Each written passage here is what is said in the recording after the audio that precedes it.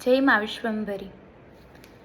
આ મારો સીધો જવાબ માં વિશ્વંભરી તીર્થયાત્રા ધામ પર આક્ષેપો કરતો એ નરેશ વાળાને।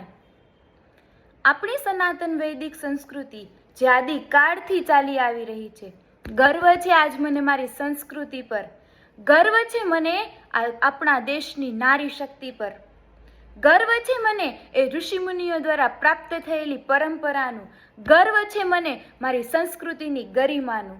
અત્યાર સુધી જે અવતારો થઈ ગયા, જે ભક્તો થઈ ગયા, તો એ દરેક ભક્તોને એના ભગવાન પર, એના માર્ગદર્શક પર અટલ વિશ્વાસ હતો। અને આજે જે વિશ્વાસ અમને અમારી મહાશક્તિ પર છે, તો કોઈને એવો અધિકાર નથી કે એ વિશ્વાસને, એ લાગણીને, એ ધાર્મિક શ્રદ્ધાને, એ આસ્થાને ઠેસ પહોંચાડી શકે। કોઈ પણ કોઈની ધાર્મિક લાગણીને દુભાવી ન શકે। આજકાલ સોશિયલ મીડિયા પર એ નરેશ વાળાએ અમુક વિડીયો વાયરલ કર્યા છે, અંધભક્ત અને ભૂંડ ભક્ત એવું નિર્દોષો પર ટિપ્પણી કરી છે। એ નરેશ વાળાનું એવું કહેવું છે કે મા વિશ્વંભરી તીર્થયાત્રા ધામના સ્થાપક, કર્મયોગી, ખેડૂત પુત્ર, ધરતીપુત્ર શ્રી મહાપાત્ર એ ચારિત્ર્યહીન છે, મહાઠગ છે, ન બોલવાના અપશબ્દથી એમને વર્ણવી રહ્યો છે। માનવતાની મોટી મોટી વાતો કરતો એ વ્યક્તિ આજે લાખો કરોડોની સંખ્યામાં શ્રદ્ધાળુઓની લાગણીને ઠેસ પહોંચાડી રહ્યો છે। જે શ્રી મહાપાત્રએ આજે અનેક લોકોને અંધશ્રદ્ધામાંથી બહાર કાઢી ઘર તરફ પાછા વળી પોતાના જ ઘરને મંદિર બનાવ્યા છે।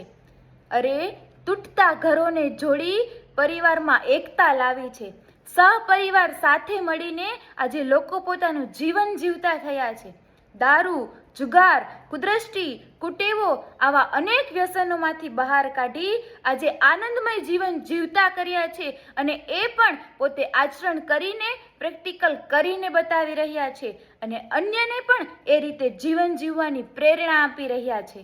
પણ અમુક એવા શંકાશીલ લોકો કે જેમની ઈચ્છા પૂરી ન થતા એ શ્રી મહાપાત્રને બદનામ કરવાની કોશિશ કરી રહ્યા છે। અને એવા વ્યક્તિની વાતમાં આવીને આ નરેશવાળા એમ કે છે કે શ્રી મહાપાત્રએ લોકોના ઘરને બરબાદ કર્યા છે, એ ચારિત્ર્યહીન છે, લોકોને અંધશ્રદ્ધા તરફ ધકેલી રહ્યા છે।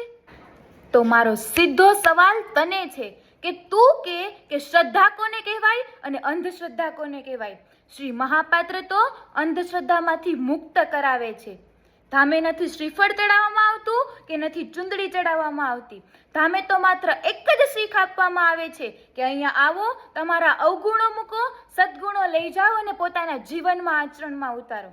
અને શ્રી મહાપાત્રે કોઈને એમ પણ નથી કીધું કે અહીંયા એક રૂપિયો પણ મૂકો। તો તું કઈ રીતે કહી શકે કે લોકોને લૂંટે છે?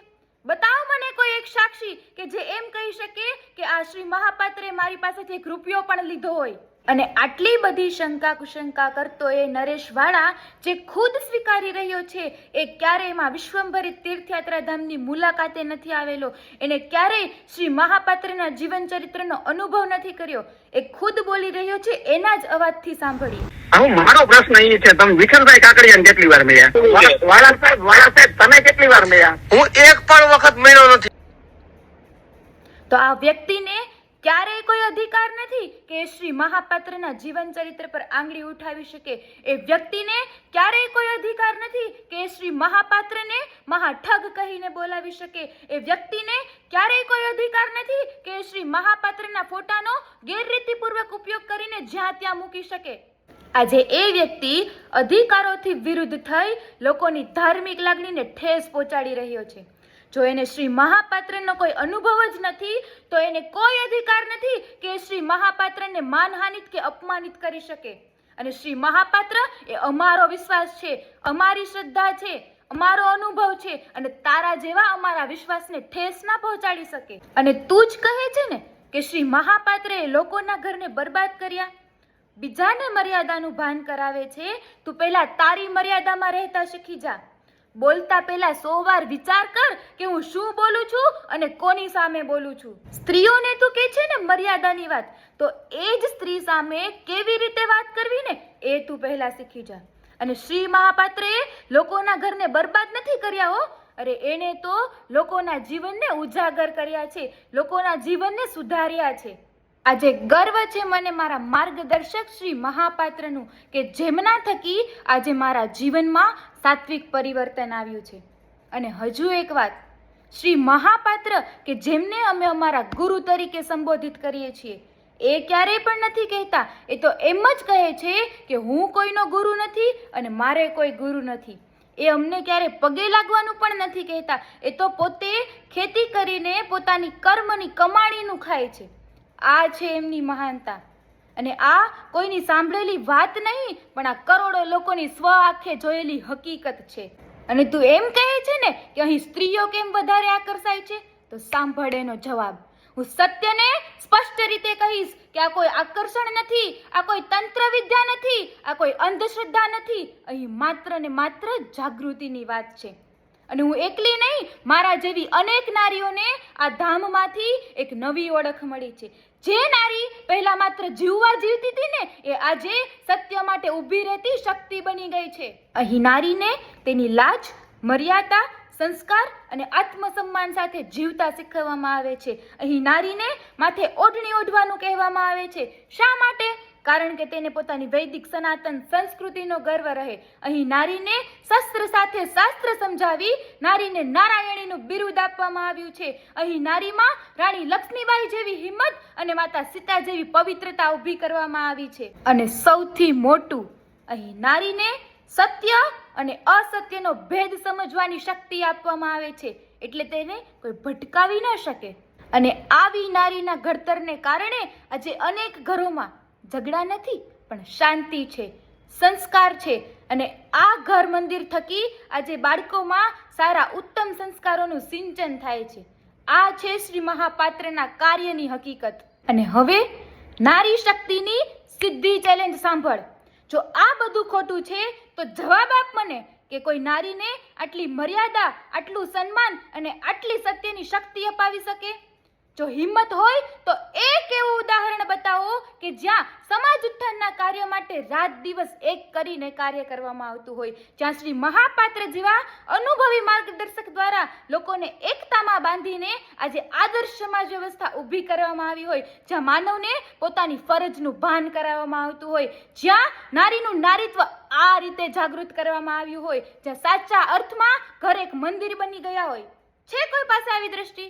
છે કોઈ પાસે આવી ક્ષમતા? જવાબ આપ મને. છે કોઈનામાં આવી તાકાત?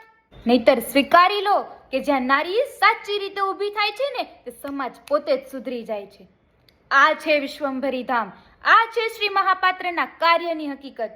અને આ હું એકલી નહીં, મારા જેવી અનેક નારીઓ ચેલેન્જ સાથે કહી શકે.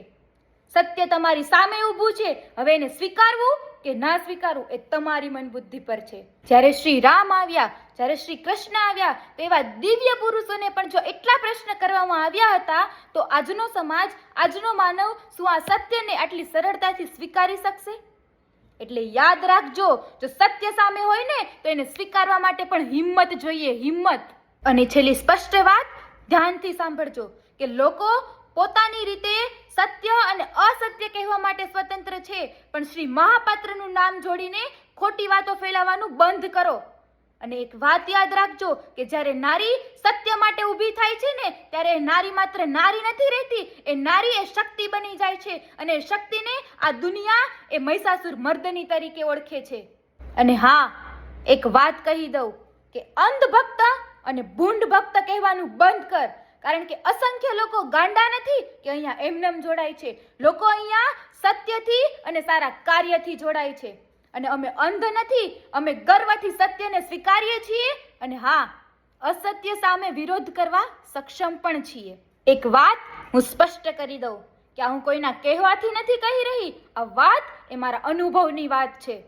અને એક દાવો હું તને ચેલેન્જ સાથે કહી શકું કે તું આ ચેતવણી સમજીને આ અપશબ્દ બોલવાનું બંધ કરી દેજે, નહીતર મારા જેવી અનેક નારી શક્તિને ઉત્તર આપવા તૈયાર રહેજે.